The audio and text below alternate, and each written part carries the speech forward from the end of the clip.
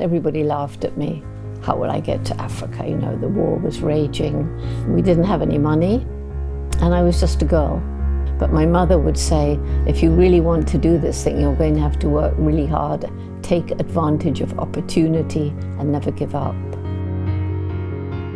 The professors who told me I'd done the study wrong, the chimps should have had numbers, not names, and they didn't have personalities, minds capable of thought or emotions, because those were unique to us. That's what I was told. And that's when I knew they were wrong. Science is wonderful when it's done right. It's about knowledge, it's finding out facts. But to get your facts through inhumane behaviour, I think is awful. What happens when you're hugging a chimpanzee like that and it seems like something deep is being communicated between you two? Are you thinking? Not really thinking much, just love, I suppose.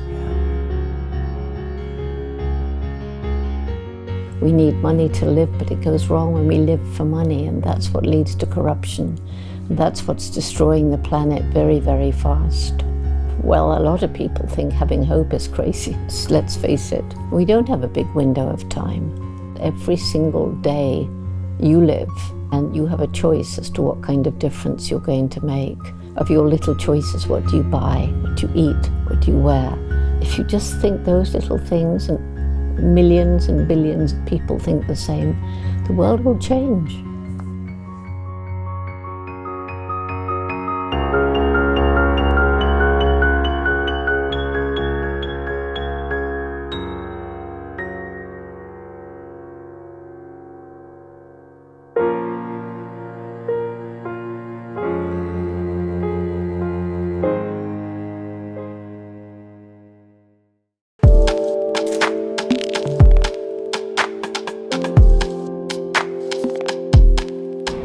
I am here at beautiful Windsor Castle, the home of the Queen, and I've just spent the last hour speaking with the anthropologist Jane Goodall. She is the OG of scientists in the community. In 1960, she learned that chimpanzees used tools and had lots of other emotions and behaviors that really say a lot about us human beings. And in her 80s, she's still sharp as a tack, and she's talking about bigger issues these days. She's talking about the fact that we're probably consuming too many things as a species.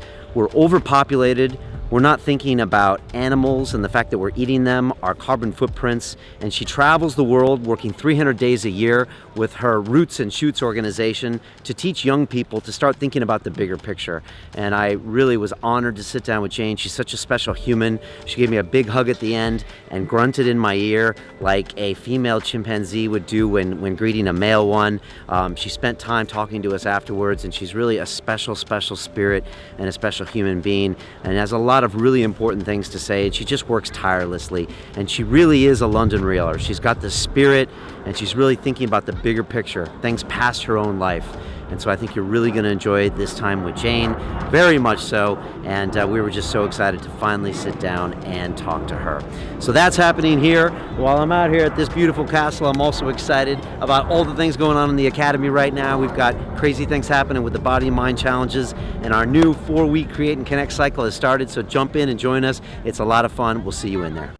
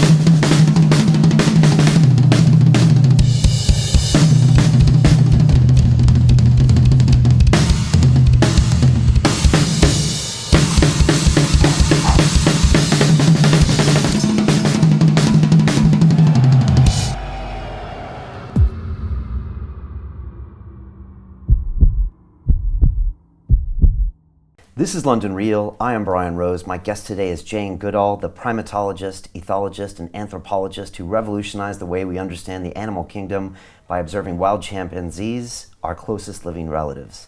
In 1957, at the age of 23, you sailed to Kenya and later traveled to Tanzania to live in the wild with a colony of chimpanzees. There you made groundbreaking discoveries regarding the use of tools, hunting behavior, leadership, emotions, and language. You are a United Nations Messenger of Peace, one of the most respected members of the world scientific community. Your Roots and Shoots program inspires young people in over 130 countries, and your institute now protects over 1.5 million acres of natural habitat. Jane, welcome to London Real. Thank you. It's a pleasure having you here. We're actually in St. George's House today, inside Windsor Castle, the Queen's main residence, where leaders of government, industry, commerce, and charity get access to discuss matters of national interest. I'm always curious, did you always know when you grew up in Bournemouth that you were kind of destined to do big things and be in places like this? Of course not. I was very shy, very retiring, and all I wanted to do was go and live with animals and write books about them. That was what I wanted to do, but it didn't go beyond that. Talk to me about Dr. Doolittle. I was a big fan growing up. What was it about Doolittle that kind of got your imagination? Well, right from the beginning, I loved animals when I was tiny. I mean, I took worms to bed when I was 1.5. I had an amazing mother who just said, well, they need the earth or they'll die, rather than get mad at me because my bed was full of earth. And so when I read Dr. Doolittle, I mean, it was everything I'd wanted. Talking to animals. I wanted a parrot to teach me. I was 8 years old when I read the story of Dr. Doolittle. And it came from a library because we couldn't afford books when I was growing up. We had virtually no money in the war. And so I read it twice under the bedclothes when I wasn't allowed to read at night with my flashlight, because I had to read it again before it went back to the library. It was the first book I ever owned. My grandmother got me a copy for the next Christmas. Still have that book. Is it true you used to tell the children you could talk to the squirrels? Oh, I told them I could understand the squirrels, the birds, the dogs, the cats. I told them what they said and they all believed me. It's a bit cruel. No, why not? I was pretty sure I understood myself. Yeah, I think you said once it was your dog that kind of really got you to understand that animals had apathy, had emotion, had empathy. Well, of course. Yeah. Rusty. And what was Britain like in the 40s? I mean, I think a lot of us just don't even understand the war years and then the kind of poverty after. Is there any way you can kind of describe that to me? Well, I was very young. So all I remember most vividly is, stories of people we knew who were killed. And we didn't, of course, until right at the end of the war, we didn't know about the concentration camps. And it was a time we couldn't go down, although we lived by the sea, we couldn't actually get into the sea because there was barbed wire along all the coast. And we knew about the bombs falling in London. Some bombs fell by us. They were mostly German pilots who hadn't managed to drop bombs on their target. So they wanted to drop them somewhere so that they'd be less likely to be blown up going back to Germany over the sea. Did that affect you as a young girl, or did you just kind of get on with it?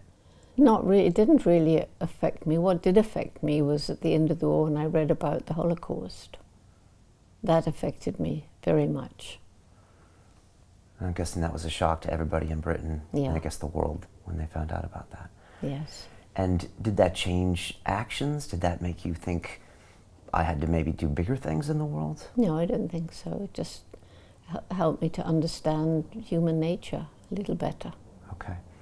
And then after the war, Britain was really rebuilding. So I hear stories that there just wasn't really much of anything, food-wise, commodities, that kind of thing. Do you remember? Yeah, we had ration cards, we had clothing coupons. It was like all through the war and immediately afterwards, it was like something like 1 egg a week or something like that. But we used to get packages of food which was sent over from Australia to, from the colonies to families with children. And it was things like dried milk powder, dried eggs, and then there were the delicacies like the odd tin of peach. So if there was an air raid warning, which happened quite often, all of us in the family, we'd been given, because there were children, we'd been given one of these Anderson shelters, which was about not much higher than that, steel top, so that if a bomb fell, you'd be safe inside it, under the rubble of the house. And my sister was younger than me, and as soon as the siren went, she was out of bed like this and rushing to get down into the shelter. I, meanwhile, clung on to all my bedclothes. I did not want to leave my bed, and I had to be carried down with all the bedclothes. And if we were there more than an hour, as a treat, we could open a tin of peaches. That's what I remember. And also, growing up on dried egg powder, the thought of a runny egg still makes me feel sick. Sick? Absolutely sick, to see the slimy, the yolk and all the slur. So you don't crave it because you didn't grow up on it? That's right. It's foreign to hard eggs is fine. Okay. Although eggs today with intensive farms, I try not to eat them. We have rescued hens at home in Bournemouth. My sister looks after these hens rescued from the battery farms. And they lay eggs for us. Can you tell me about your mother? My mother was one of the most amazing people. I attribute everything to her, because when everybody laughed at this idea, go to Africa, write, live with animals, write books about them, which began when I was 10, and I found this little book in a second-hand bookshop with no money to buy new books. I would save up any little penny I had for second-hand books. And I found this little book, which again I still have, called Tarzan of the Apes. And so, of course, I fell in love passionately with this glorious Lord of the Jungle, and he went and married the wrong Jane. So this was when my dream began, and everybody laughed at me. How will I get to Africa? The war was raging. Africa was the dark continent, very far away. Nobody knew much about it. We didn't have any money, and I was just a girl. Why was I dreaming such nonsense? But my mother would say, if you really want to do this thing, you're going to have to work really hard, take advantage of opportunity, and never give up. I don't know that she said it quite like that in that way, but that was the message the whole way through, that I was not laughed at for having a dream like that. Where did she get her strength? Was your grandmother very strong as well? Very strong. My grandmother was immensely strong. And my mother's sister, older sister, she was one of the very first to qualify as a woman as a physiotherapist. I was thinking about, being you at 10 years old and female role models, and I realized that there wasn't even a queen at that point. Oh. So did you have anyone to look up to? Well, there was Florence Nightingale. Okay. I remember stories about her, and Madame Curie. Those were two women that we had stories read to us about them. So that's something too. Mm-hmm. Okay. And books really spurred you. It seems books were kind of the internet of your time. It was there was radio and books. That was it. That was it to get no new ideas. TV. Right. Mm. And so you fell in love with books, and you thought, I'm going to go to Africa and write books. That was kind of the plan since 10. Go to Africa and live with animals. Okay. Live with wild animals. It wasn't Africa, it was the animals. Okay. And, I had brief times thinking about going to Canada with the wolves and the bears, and then the jungles of South America. I read a book called The Green Hell, and I was fascinated by the anacondas and things. So it was the wilderness that attracted me. Okay. But Africa especially, and I think that was Tarzan. So during the war, you're dreaming of this when you can't even leave the country. We don't even know if we're going to survive. We don't know if the Germans are going to land on your doorstep. Very trying times. After that... And we had Churchill. And you had Churchill. We had Churchill. I think we'd have been invaded, but for him. Do you remember him on the radio speaking? Oh, I remember him vividly. I remember that voice, his voice was amazing. It really, really got us through. I'm sure it did. Got everyone through that? Yes, I think it did. I've listened to many of his speeches. They were just incredible. For people that don't understand, I mean, when you think of Churchill in those years, you know, did he make or break the survival of the country? I think so. And it's interesting, people say, you know, that Hitler also had power of oratory, and they said if there'd been television, Hitler would never have risen to power the way he did, because he wasn't very attractive. But his voice, I'm told, was really powerful. Right. Well, I didn't think about that. And so after the war, not a lot of money, very hard times, and yet you still have this dream, I'm going to go to Africa. Yes. And you're a young woman. What are people telling you now? You're in your teens. Same thing, telling me the same. And you know, I had to get some money, so I did a secretarial course. There was no money for university. You couldn't have done university. But then came a letter from a school friend inviting me to Kenya. That was it. That was the opportunity. So I worked as a waitress for about 5 months, really hard work, in an old-fashioned hotel, and it was, you know, just after the war, so they were coming down from up north for a holiday by the sea, and they didn't have much money, not much brass, you know. So you had to work really hard for a week to get even a little tip, because I made sure they all knew I was saving up to go to Africa. Crowdfunding. Well, it didn't work terribly well, but because they didn't have much money. And I was the only non-professional in that hotel, and the others were all professional waiters and waitresses.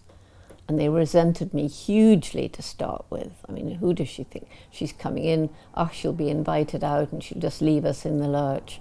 When they found that I was every bit as or more conscientious than them, I was welcomed into this whole new, they were mostly Irish Catholic, so it was a whole new learning experience. And if you hadn't received that letter from Africa inviting you, would that have slowed your progress getting down there, or would you have found it on the way? I don't know. Okay. How can I tell? Yeah. I don't know.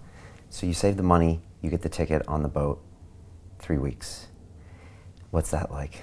It's because we should have gone through the Suez Canal, but there was that little war with Egypt. Yes. And the Suez Canal was closed, so the boat had to go all the way around the Cape, and they said they were really sorry. They'd have to charge a bit extra money. They'd make it as little as possible. So I had to do 2 extra weeks waitressing to make up the money to go around. But it was lovely to have that long journey, you know, with the sea changing from grey, dark, and then gradually getting bluer. And the first flying fish, that was amazing, and then a dolphin jumping. Wow. But then coming to Cape Town and Durban and meeting apartheid was awful. Oh, it was horrible. We landed briefly on shore. And you could tell right away there was something. Oh, everywhere you looked, it was, you know, whites only, slegs blanc, on every seat, on every door, and it was awful. Wow. Wow. Just horrible. Wow. And that was only in South Africa. And so as you continued, that was gone. Well, it was still, no, there was the remains of it in what they called the White Highlands in Kenya. Okay. And the servants were still referred to as boys. And you still heard wog occasionally, because these are the old colonial types in Kenya. Okay. So, of course, it became independent, but it took a while for some of the old habits to die. And Tanzania was still a colony when I arrived, Tanganyika. Were you a pretty tough woman at that point? Did you feel like I can kind of handle things? Did people kind of size you up when you're abroad and try to intimidate you at all? No. I think I was always quite feminine, and which was to my advantage, I think, definitely. Okay. You know, I think if I'd been sort of, you know, a really ugly person, I'm not sure that Louis Leakey would have welcomed me as his secretary, which is how it all began. You said on 60 Minutes that you were a terrible flirt. I was a flirt. I enjoyed being young and flirtatious and invited out, and dinners and things. How long were you in Tanzania before you met Louis Leakey? And how did that come about? Well, I went to Kenya. Kenya first. Which is where he was. Right, okay. And I think I'd been out there about maybe 3 weeks, maybe a month, something like that, staying with my friend. And then I got a job in Nairobi because you don't sponge on your friends, you know. And that's when I heard about Leakey, and I went to see him. I just went to talk about animals. Somebody said I should, and I came away with a job. His secretary just left. It must have been meant. And what do you remember about Louis the first time you met him? Oh, I was completely, you know, in awe because he knew everything about animals. I mean, it was just the sort of person, just an amazing knowledge of Africa and animals. And yes, he was brought up as a Kikuyu, so he knew the local people. Okay, is that a local tribe? The Kikuyus, it's the sort of dominant tribe in the Kikuyu and the Maasai. Okay. And he was impressed with your knowledge of animals. Yes, he took me all around, asked me hundreds of questions at the museum. It was the Natural History Museum. He was very impressed. So it was like an interview or a quiz. Yeah, but I didn't know it was because I hadn't gone to get a job. So. And you had got all that knowledge from reading books about animals. Yes, and spending hours in the Natural History Museum in London as well. Oh, in London, okay. Yes. Wow. Yes. Okay, so you meet him, he agrees to hire you on, you go out. Then he takes me to Olduvai, digging for fossils. And in those days, Olduvai was totally remote. There wasn't a road, there wasn't a track. It was in the middle of nowhere. So I think the 3 weeks that I was there with one other young girl, we saw maybe 4 Maasai warriors, and that was it. There was just us. It was magic. Yeah, you've said you really feel at peace when you're alone in nature.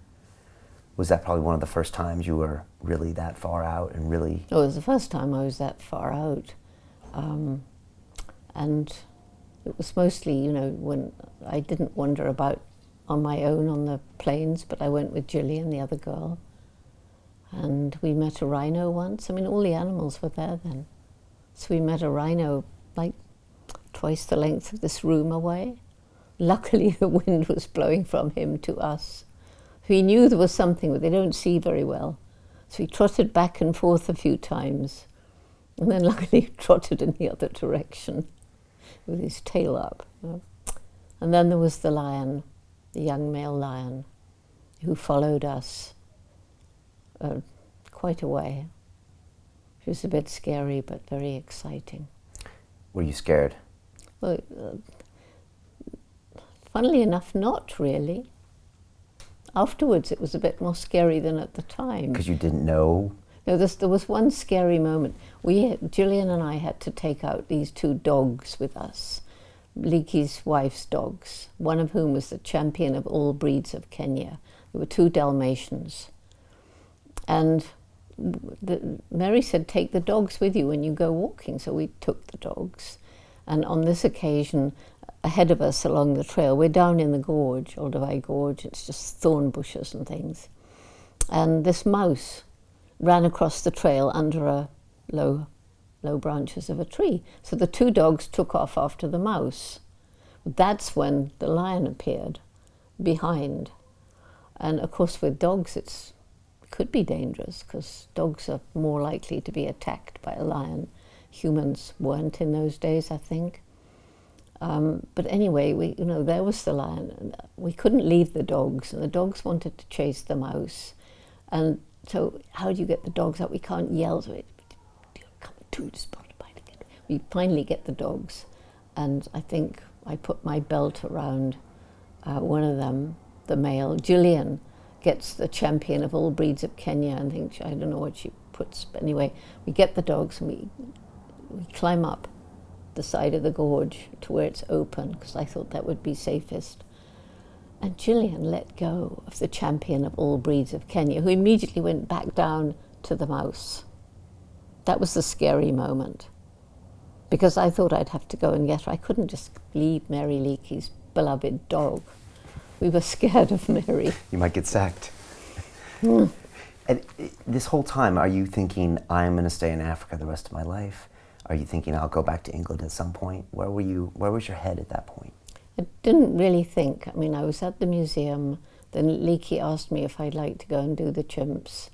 And that's when, of course, I said yes. But then it took a year to get the money. Okay. And he was impressed with your coolness in the lion incident. Yes, he was. And thought, I'm gonna bring Jane with me too. Well, I think that was the turning point. Okay. Not with him. He never came to Gombe. Okay, so he sent you. He sent me. Okay. And it wasn't allowed to be on my own. The authorities wouldn't have it. So that's when Mum volunteered. And that's the local authorities wouldn't have it? Yeah, the British. Oh, the British, okay. Yeah. And so Mom took the boat ride out to join you? Yes. Okay. Well, she actually flew. Okay. And the chimpanzees, I mean, do you remember when you first saw them and the feelings you had? Yeah, they ran away. They ran away. Day after day, they take one look and run away. You said at first they were scared, then they were belligerent, then they were tolerant of you. How long did the fear last with the chimpanzees? Oh, the fear lasted for many of them. It lasted for about, I don't know, 5 months. I mean, it went on and on. So I was still watching them with my binoculars from this peak. So I was learning stuff, but from distance, until David Greybeard showed me termiting. I wasn't that close, but through my binoculars I could see him fishing for termites. And that was the breakthrough. That's what brought money in, brought the Geographic in. Right. And that was after 5 months of observing? Something like that. No, I think I saw that a bit before, because July, August, September, October. It was between 4 and 5 months when the termite season begins. And did you know right away that this was something pretty incredible? I mean, when you're looking through that and you're like, wait a second, I know this is something people won't believe. Yes, I did think that. In fact, I didn't send a telegram to Leakey until I'd seen it again twice, because I thought perhaps I imagined it. Patience. Would you argue that's probably one of your greatest virtues? Well, when I was 4.5, I hid for 4 hours in a hen house to see a hen lay an egg, so I was born with patience, I think. And not many people would have probably waited and watched for so long. No, I don't think they would. And so you see the use of tools, you wire back to Leakey, and then it all comes. Then the Geographic said that they would send money. Then they sent a photographer, filmmaker, who became my first husband, and the pictures went around America and then around the world. And that's when it all began. And when you look back at that and try to figure out how that became so big, because it really was a global sensation. If it was today, you would have broke the internet, I think. I mean, yes, totally. Right? It would have gone more than viral. I mean, what was it about you, the chimpanzees, Africa, that just made everyone so fascinated? Well, first of all, nobody was doing it. Secondly, they said it was Beauty and the Beast, the black chimps and the fair-haired young English girl. That was attractive to people. And it was all new. People had no idea how chimps behaved in the wild. So what with me being out in the forest and the chimps and Africa, kind of romantic, How did you like being a celebrity all of a sudden? I hated it. I hid. I hid from the press. I was really shy. In Africa, the press there and here? No, not Africa. There was no press in Africa. Okay, but when you came back here? When I came back here. Okay. And then going over to the Geographic, you see. And people called you the Geographic CoverGirl. CoverGirl. And how did that feel? I came to resent it deeply and bitterly, but at the beginning I didn't really care. And later you... Because I was at Cambridge by that time. By that time you were, right? And just to finish out with that, at Cambridge, you go there in '62 to get your PhD. What was that reception? I can just imagine that first couple months at Cambridge must have been very difficult. It was horrible. Okay. Because they're looking at you as a pseudoscientist, and then also you're the cover girl, and then you're probably one of the few women there. Yeah, well, one, I felt the students resented me. Who does she think she is? Just because she's waltzed off to Africa, And I'm sure some of them did think that. But secondly, it was the professors who told me I'd done the study wrong. The chimps should have had numbers, not names. And they didn't have personalities, minds capable of thought or emotions, because those were unique to us. That's what I was told. And that's when I knew they were wrong, because of my dog. Rusty taught me, and the other animals I had too. So I knew they were wrong. And, the only reason I wanted the PhD was for Louis Leakey. I didn't want to let him down. I didn't want to be a scientist. So I didn't think I minded these CoverGirl things. But later on, when I did get the PhD, that was when I began to resent all these remarks that just because I didn't write in the accepted scientific way, and just because my ideas weren't accepted in science, that would make me non-scientific. And it's still a bone of contention. Can you feel empathy with the animals you're observing and be objective? Of course you can, but it's still maintained by many scientists that's not possible. It's not true. It's not true. No. Because the scientific method is always extremely objective in the double-blind studies. And cold. And cold. So my feeling is that science, which is head and no heart, is what's led to some really terrible inventions by science. And I think empathy in science is tremendously important. They did that experiment where they got students in, and they were told that they were giving a little mild electric shocks to this man inside through the glass. And of course they weren't really shocking him, but they didn't know. They thought they were. And they were told to continue and give bigger and bigger shocks. And some of them actually went on until the shock would have killed the person, and they knew it, but they were told to do it as part of the experiment, and they did it, which was a wicked thing to do, because how would the student feel afterwards? It's terrible to do that. And what does that say about human nature? Exactly. And science, because science is wonderful when it's done right. It's about knowledge, it's finding out facts. But to get your facts through inhumane behavior, I think, is awful. And your empathy was critical in the discoveries you made, the relationships you built, the things you learned about the chimpanzees. Yes. I would argue your feminine energy was maybe necessary in that situation. It's not necessarily feminine. It's sort of, the good men out there in the field, they have the same sort of empathy and wanting to know and everything. Because you watch behavior and don't really know what it means, but you have empathy, and so you think you know what it means. And that's desperately important, because once you think you know what it means, then you can start finding out if that's true. You can ask the right questions. But if you never get to that point through empathy, you can never ask the right questions. So it's actually a critical part of the scientific method. To me, because there must be very empathy, critical. There must be passion, there must be interest. Yes. Okay. Yeah. Other important observations you made about the chimpanzees? You started with the tools. What were some of the other big ones now that you look back?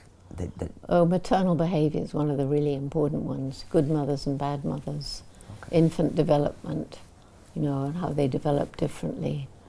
And then as time went on, realizing that the females actually learn by having their own kids. But the sisters learn if they have baby brothers and sisters. And a female who's the last born in her family doesn't know how to be a good mother, because she hasn't been able to practice with baby brother and baby sister. Okay. So all of those were fascinating. The fact they all have such different personalities. The fact that some males really are motivated to get to the top. And even if they get big setbacks and they're attacked as they're making this effort, they still come back when their wounds heal and try again. Others just give up and seem content to remain low-ranking. and the different techniques males use to get to the top. Some is just brute strength, others use their heads. You noticed some alpha males that had long tenures at the top, and they were more of coalition builders, or what did you see? Coalition or brains. I mean, Mike didn't have a partner really, but no, he didn't. But he used these empty tin cans, and he would charge with up to 3 of them, 4-gallon cans, making a hell of a din, charge towards other males who all were ranked higher than him. And of course they rushed out of the way, and then they would gather and groom Mike. So he got to the top in 4 months, and that he had to defeat 11 who ranked higher than him. And as far as we know, there was no serious fight. There were no wounds, no handfuls of hair torn out. And when we took the cans away, because it was dangerous for us too, then he seemed to think, well, this was desperate. So whereas a male will normally drag 1 branch in one of his dominance displays, Mike would get 3. When a male will throw 1 rock, or maybe 2, Mike would throw 20, because he didn't have his cans anymore. So then he relaxed, realized he'd made it. So the cans was another use of tools. Yes, it was definitely. Wow. And what did some of this behavior start teaching you about humans? Well, for a long time I thought chimps were like us, but nicer. And I realized they too have a dark, brutal, aggressive side. So it sort of, I think Louis wanted me to study the chimps because he felt it would help him better understand how early humans might have behaved. And so when you start seeing so many human characteristics in the chimps, like the gentle maternal behavior, the family bonds, the relations between older brothers and sisters, the long-term bond with the mother, this desire for dominance in some of the males, all these very human characteristics, the empathy, the grief shown by a mother when she loses her child, or a child when he loses his mother, the fact that they have altruism, that a young male will adopt an orphan even if it's not related to him, and then finding they have this warlike, brutal, aggressive behavior, and helping to understand more about some of the behaviors that we brought with us from our ancient primate past, when they were ape-like, human-like creatures, and we went one way and they went the other. Before you found out about the dark side, do you think you would kind of romanticize their behavior a little bit? I thought they were much nicer than us. Okay. Which is a natural tendency, I guess. Yeah. I've seen, footage of you out there with them. I mean, these are big animals, potentially scary animals. Did you get over fear, or did you just not have fear? I had fear sometimes. Luckily, the fear has never come at the point of the interaction or whatever it is. It comes afterwards. I mean, like when they first began to lose their fear, they would do these displays, and they'd be charging all around me and swaying branches, hitting my head with them. And it was very scary, but at the time, I thought, well, best thing I can do, I pretended to dig holes in the ground. I wouldn't look at them. I pretended to eat leaves, and they eventually went away. And after they'd gone, that was when I was afraid. My legs were trembling. It was very scary, really. But at the time, something comes in. And it wasn't fear. It was more, I was fed up with them. Why are they behaving like this? Horrible creatures. But you can't react. That's the last thing you can do. No. I saw some video of you where I think you were in a place where there was a plexiglass separating you and some chimpanzees, and one was jumping into the plexiglass, and you said, he's just trying to get a reaction. He's trying to control his environment, which is what I guess any of us are trying to do. But he's slamming into the glass, and you're not even batting an eyelid. Poor chimp. I guess as an observer and a liver with the chimps, you have to be one of the best actresses in the world as well, right? Probably. There's also some footage of you hugging a lot of chimps, and there was one that I think had been repatriated out into the wild, and he gave you a hug. And It was a female. Okay. That was the most amazing thing that's ever happened. I only met her that day. She was fully adult. She'd been nursed back from near death by the veterinarian who runs the sanctuary, and she was going to go on to this island. It's not completely the wild, but it's a beautiful forest. They just have to have food supplement, that's all. So it was, Wunda now was going to go and join the others. And I was with her on the boat, and I thought, she's with people she knows, but she must wonder what on earth's happening, going into a cage, being sedated, or going on the boat.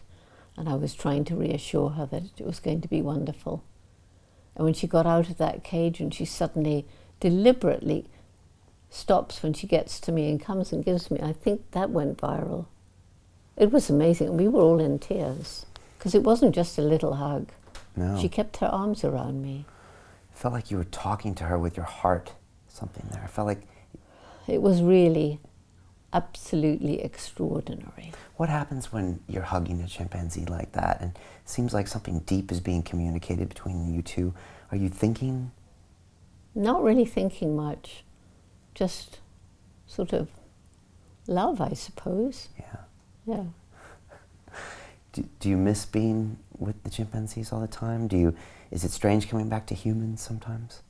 Well, since 1986, it's been my life, 300 days a year on the road. And, I have a task which somehow I was given the gifts to do, which is to go and talk about the chimps, but, try and find ways to save the forest, to save the wild places.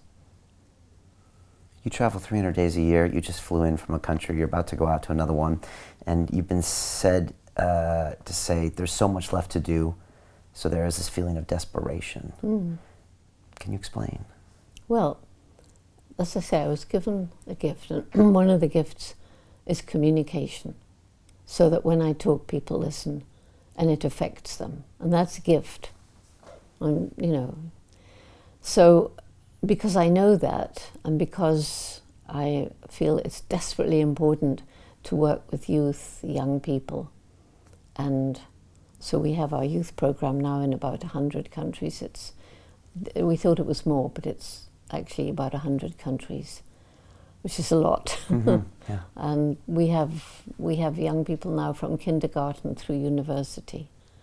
And it's about 100,000 active groups, and then all the young people who've grown through it, and whose attitude to environment and animals has changed. They all say so, because of having this program, which is about making things better for people, for animals, for the environment. And so because my going around triggers more and more and more people to join this, and it affects their parents, and then they become parents. And, fighting for a critical mass of youth that understands we need money to live, but it goes wrong when we live for money, and that's what leads to corruption. And that's what's destroying the planet very, very fast. We don't have a big window of time. Some people think it's too late already. Continue watching this fascinating conversation for free by clicking on the link below to visit our website, and I'll see you on the inside. I meet people everywhere who are kind of feeling hopeless. And some of them are depressed, some of them are angry. Mostly it's just apathy.